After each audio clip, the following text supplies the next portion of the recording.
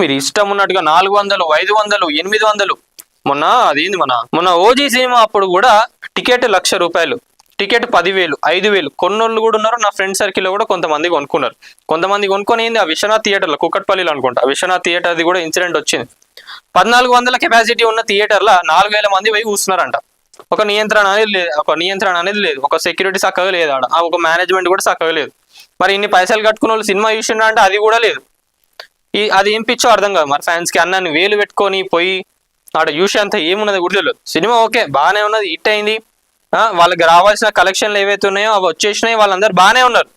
మళ్ళీ ఇప్పుడు part 2, part 3లో కూడా రెడీగా ఉన్నారు, వాళ్ళు పెట్టేందుకు కూడా రెడీగా ఉన్నారు ప్రొడ్యూసర్లు అంతా. ఇక్కడ ఏంటంటే ఐబొమ్మ తీసుకున్న పాయింట్స్ ఏదైతే ఉందో ఇప్పుడు చాలా మందికి కూడా వ్యాలిడ్ అనిపిస్తుంది. చాలా మంది కూడా ఇప్పుడు ఐబొమ్మకు సపోర్ట్ చేస్తున్నారు. మరి దాని గురించి ఏమంటారు?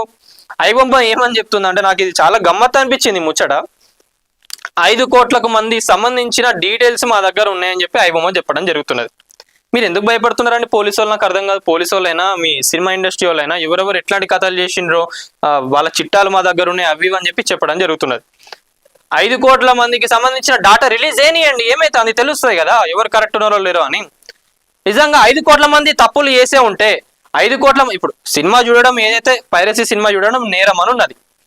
5 కోట్ల మంది సినిమా పైరసీలో సినిమా చూసిండు అనుకోండి, వాళ్ళందరినీ తీసుకొని జైల్లో లేచారా?